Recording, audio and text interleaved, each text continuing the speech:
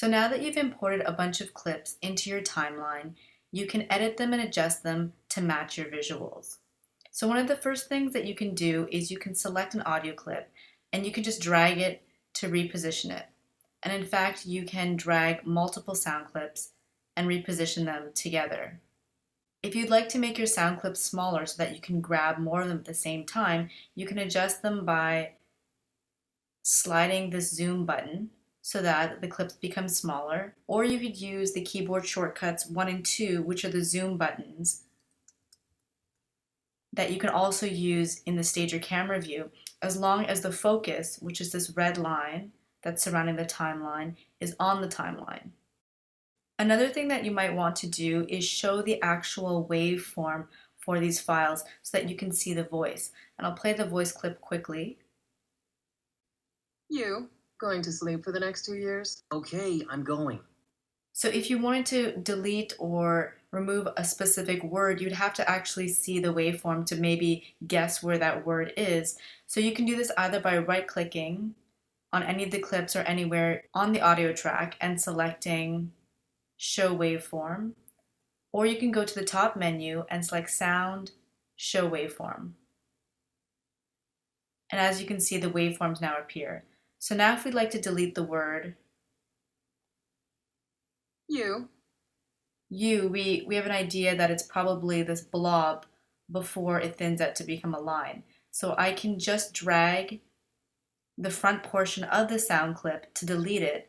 And now when I play the sound clip again, going to sleep for the next 2 years? we've essentially eliminated that part of the sound clip. Another thing you can do is split a sound clip.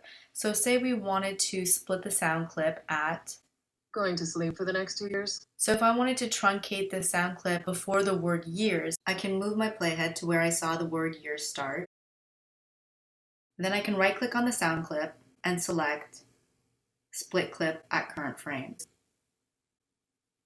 And you can see that the front part of the clip and the back part of the clip have now changed colors. So now you can select either parts of the sound clip and separate them and manipulate them separately. You could also do the same thing by going to the top menu and selecting Sound, Split Clip at Current Frame. So in order to hear the sound while you're editing the sound, you actually need to click on this button right here, Sound, from the playback toolbar. Were I to disable this button and click on the play button, you'll notice that you didn't hear anything. So the playback toolbar allows you to see the images being played back as well as hear the sound being played back. So if we want to hear the sound, we have to click on the sound button. And if we try that one more time. Going to sleep for the next years? Okay, I'm going.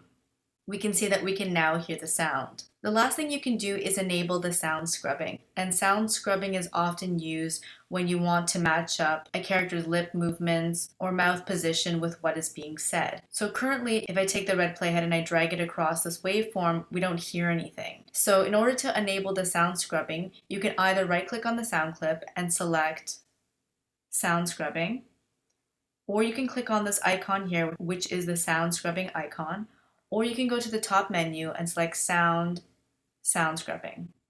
So now when I drag my playhead across the waveform, I can hear individual syllables. And once again, this is also good for any of the other editing that you might want to do, such as splitting a sound clip at a specific word or a specific syllable. This gives you some precision in doing that as well. The last thing I wanted to mention is that you can easily delete selected clips by going to the sound toolbar and selecting Delete Sound Clip, or by clicking on the sound clip and selecting Delete Selected Clips, or by simply clicking on the delete button.